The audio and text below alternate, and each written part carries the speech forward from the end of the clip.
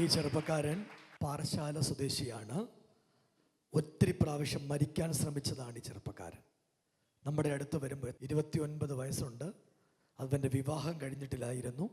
അവന് മുന്നോട്ട് പോകാൻ കഴിയാത്തൊരവസ്ഥയിലായിരുന്നു. കൃപയാൽ ദൈവം അനുഗ്രഹിക്കപ്പെട്ടൊരു പെൺകുട്ടിയെ കൊടുത്തു. അവർക്കൊരു കുഞ്ഞിനെ ദാനമായിട്ട് കൊടുത്തു. ആ ചെറുപ്പക്കാരൻ്റെ മരണമെന്ന വാസന മാറിപ്പോയി. അത് മാത്രമല്ല, ഇവനെ ആളുകൾ എല്ലാവരും കളിയാക്കിയിരുന്നു. ഒരു വാക്ക് ഞാൻ പറയുക, യേശുവിനെ അറിയുമ്പോൾ കളിയാക്ക് നിനക്ക് അത്ഭുതമായി മാറും. നിന്റെ ജീവിതം അടിമുടി മാറും. ഇന്ന് രാവിലെ ആ സാക്ഷ്യം നമ്മൾ കേൾക്കുക. നമ്മുടെ ജീവിതത്തെ മാറ്റാൻ കരുത്തുള്ള ഒരു സർവശക്തിയുള്ള ദൈവം. അതുകൊണ്ട് മോനെ പറഞ്ഞാട്ടെ. എൻ്റെ പേര് വിനീത്. ഞാൻ പാറശാലയിലാണ് താമസിക്കുന്നത്. എനിക്ക് 2021 ഒരു മാരേജ് കഴിഞ്ഞിരുന്നു. അപ്പോൾ എൻ്റെ ലൈഫിൽ എന്ന് വെച്ചാൽ ഞാൻ വിചാരിച്ച പോലത്തെ ലൈഫല്ല എനിക്ക് കിട്ടിയത്. അപ്പോൾ അവൾ പറഞ്ഞു, നിന്നെ എനിക്ക് ആണത്വം ഇല്ലെന്നും അങ്ങനത്തെ രീതിയിൽ പുറത്ത് അവളെ പപ്പ വന്ന് ചന്തയിലും മാർക്കറ്റിലെല്ലാം പറഞ്ഞ്, അങ്ങനെ എൻ്റെ ബന്ധുവിലുള്ള ആൾക്കാർ പറഞ്ഞു, നിങ്ങളെ നിങ്ങൾ ആ പയ്യൻ്റെ ജീവിതത്തെ തകർക്കുന്നത് എന്തിനാണ്? നിങ്ങൾക്ക് അവനെ വേണ്ടെങ്കിൽ വേണ്ട എന്ന് പറഞ്ഞാൽ പോരെ, ഇങ്ങനെ പുറത്ത് പോയി ആക്ഷേപിക്കുന്നതിന് നിന്ദിക്കുന്നതിനെന്ന് പറഞ്ഞു. അപ്പോൾ എനിക്ക് ആ സമയത്ത് അതിനുശേഷം എനിക്ക് ആത്മഹത്യയാണ് എൻ്റെ ഒറ്റ ചിന്ത. പുറത്ത് നല്ലതിനായിരുന്നു, പക്ഷേ എൻ്റെ ലൈഫിൽ ആൾക്കാർ ചോദിക്കും നിനക്ക് എന്തിനാ പറ്റിയെന്ന് ചോദിക്കും. പക്ഷേ എൻ്റെ ലൈഫിൽ എനിക്ക് ആരടുത്ത് പറയാൻ പറ്റാത്ത അവസ്ഥ. എന്താ വെച്ചാൽ 1 രൂപ കൊണ്ട് 100 രൂപ കൊണ്ട് എങ്ങനെ ജീവിക്കണം എന്ന് അറിയാത്ത രീതിയിലാണ് എൻ്റെ ലൈഫ് പോയത്. കല്യാണത്തിന് മുമ്പ് വരെ 80,000 ഉണ്ടാക്കി എനിക്ക് ഈ കല്യാണം മാരേജ് കഴിഞ്ഞ ശേഷം 1 രൂപ പോലും ഉണ്ടാക്കാൻ എങ്ങനെ ഉണ്ടാക്കിയെന്ന് പോലും എനിക്ക് അറിയത്തില്ലായിരുന്നു. ഇത് കൊണ്ട് എൻ്റെ വീട്ടിലും വഴക്ക്, എനിക്ക് സമാധാനമില്ല. എനിക്ക് സമാധാനമില്ലാത്തതുകൊണ്ട് എൻ്റെ അച്ഛനും അമ്മയും സമാധാനമായിട്ട് എനിക്ക് പറ്റത്തില്ല. അവരെ അങ്ങനത്തെ എൻ്റെ അവസ്ഥയായിരുന്നു. അങ്ങനെ ഇരിക്കുമ്പോഴാണ് എൻ്റെ ലൈഫ് വീട്ടിൽ ഞാൻ ഒരു 3 മാസത്തോളം ആത്മഹത്യയ്ക്ക് വേണ്ടി ശ്രമിച്ചു. തൂങ്ങാനും പിന്നെ മൊബൈലിൽ എങ്ങനെ ആത്മഹത്യ ചെയ്യാം എന്നുള്ള ചിന്തയിൽ ട്രെയിനിൽ ആ സമയത്ത് കൊറോണ ടൈമായിരുന്നു. അപ്പോൾ ട്രെയിനൊന്നും ഇല്ലാത്തത് എൻ്റെ ഭാഗ്യം. ആ സമയത്ത് ഞാൻ കിടക്കുമ്പോഴും ശ്രദ്ധിച്ച് കിടക്കും, ട്രെയിനിൽ നീ ഓടണുണ്ടോ എന്ന് പറഞ്ഞ് ഞാൻ രാത്രി അങ്ങ് ഓടും. മരിക്കാൻ വേണ്ടിയാണ് ഓടുന്നത്. പക്ഷേ ദൈവം ഒരു ചിന്ത എനിക്ക് തന്നു.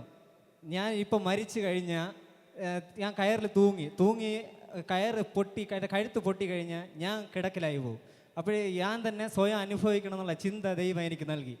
അങ്ങനെ എനിക്ക് പിന്നീടുള്ള എനിക്ക് മരിക്കണം എന്നുള്ള, ഇപ്പം ഞാൻ കിടപ്പിലായി കഴിഞ്ഞാൽ ഞാൻ എത്ര വയസ്സ് കഴിയുന്നാലും ആ കിടപ്പിൽ തന്നെ കിടക്കും. പക്ഷേ അങ്ങനെയുള്ള ചിന്ത, ആ മരണം എന്നുള്ള ചിന്ത ദൈവം മാറ്റി തന്നു.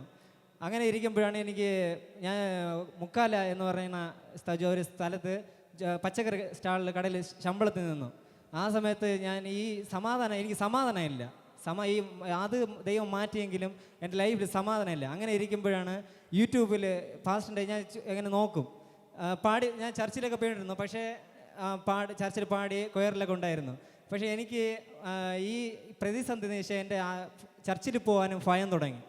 ചർച്ചിൽ പോയാൽ ആൾക്കാരെന്ത് പറയും എന്നുള്ള ഇതൊക്കെ വന്നപ്പോൾ ചർച്ചിൽ പോകാനും ഭയം തുടങ്ങി. അങ്ങനെ ഇരിക്കുമ്പോഴാണ് പത്തനംതിട്ടയിലുള്ള നമ്മുടെ പാസ്റ്ററിൻ്റെ വീഡിയോ ഞാൻ യൂട്യൂബിൽ കാണുന്നത്. അപ്പോൾ ആ വീഡിയോ കണ്ടപ്പോൾ എനിക്ക് പാസ്റ്റർ പോയി കാണണം. എന്താ വെച്ചാൽ എൻ്റെ വീട്ടിൽ നിന്ന് നമ്മുടെ ഒരു സ്ഥലത്ത് പോകാൻ പപ്പ വിടൂല. വീട്ടിൽ ഇരുന്ന് വേണം പോകണ്ട എന്ന്. എനിക്ക് ദൂര സ്ഥലത്ത് ഞാൻ പോയിട്ടുമില്ല. പക്ഷേ എനിക്ക് ഒറ്റ ചിന്ത കൊണ്ട് 5 മണിക്കൂർ യാത്രയുള്ള പത്തനംതിട്ടയിൽ തിരുവനന്തപുരത്ത് നിന്ന് ആരും അറിയാതെ ഞാൻ അങ്ങ് പാസ്റ്ററെ കാണാൻ വേണ്ടി അവിടെ പത്തനംതിട്ടയിൽ ഞാൻ പോയി മീറ്റിങ്ങിന്. അന്ന് ഞാൻ പാസ്റ്ററിനടുത്ത് എല്ലാ പുതുതായിട്ട് വന്ന വ്യക്തികളെ കൊണ്ട് പാസ്റ്റർ പ്രാർത്ഥിക്കാൻ വേണ്ടി വിളിച്ചിരുന്നു. അപ്പോൾ ഞാനും പാസ്റ്ററെ കാണാൻ വേണ്ടി എൻ്റെ എല്ലാ കാര്യവും പറഞ്ഞു പാസ്റ്ററിൻ്റെ അടുത്ത്. പറഞ്ഞ ശേഷം എനിക്ക് വേണ്ടി പാസ്റ്റർ പ്രാർത്ഥിച്ചിട്ട് പറഞ്ഞു, മോനെ നീ ഭാരപ്പെടേണ്ട, നിന്റെ പ്രയാസമെല്ലാം മാറും. ഇത് നിന്റെ ലൈഫിൽ പുതിയ നന്മയ്ക്ക് തുടക്കമാണ്. നീ നിന്നെ എവിടെ നിന്നിച്ചോ അവിടെ ദൈവം നിന്നെ ഉയർത്തും. നിന്നെ എവിടെ ദൈവം നിന്റെ ലൈഫിന് യോജിച്ച് നിന്റെ ആത്മീക ജീവിതത്തിന് യോജിച്ച് പോകുന്ന കുട്ടിയെ നിനക്ക് ദൈവം നൽകുമെന്ന് പറഞ്ഞു. അങ്ങനെ 1 വർഷം ആയപ്പോൾ തന്നെ എനിക്ക് ജീന എന്ന കുട്ടിയെ എനിക്ക് നൽകി. അത് കഴിഞ്ഞ ശേഷം എവിടെ നിന്നിച്ചോ ആ സ്ഥലത്ത് തന്നെ അവരെ കൊണ്ട് ആൾക്കാർ പറയും, നിന്റെ മോനെ നീ കല്യാണം കഴിച്ചു കൊടുത്ത ആ പയ്യന് ദൈവം മക്കളെ നൽകി, അവളിപ്പോൾ ഗർഭിണിയാണ് എന്ന് പറഞ്ഞ് ദൈവം ഒക്ടോബർ 29-ാം തീയതി ഹന്ന എന്ന മോളെ എനിക്ക് ദൈവം ദാനമായി നൽകി. പ്രിയരെ, നിങ്ങൾക്കത് എത്ര മനസ്സിലായെന്ന് എനിക്കറിയില്ല. ഈ ചെറുപ്പക്കാരൻ വിവാഹം കഴിച്ച പെന്തക്കോസ്തുകാരിയായിരുന്നല്ലേ? ഏത് ചർച്ചക്കാരിയായിരുന്നു? അസംബ്ലീസ് ഓഫ് ഗോഡിൽപ്പെട്ട ഒരു പെൺകുട്ടിയാണ് ഈ ചെറുപ്പക്കാരൻ വിവാഹം കഴിച്ചത്. അവൻ ആണല്ലെന്ന് നാട് മൊത്തം പറഞ്ഞു പരത്തി. ആ പെൺകുട്ടിയും വീട്ടുകാരും.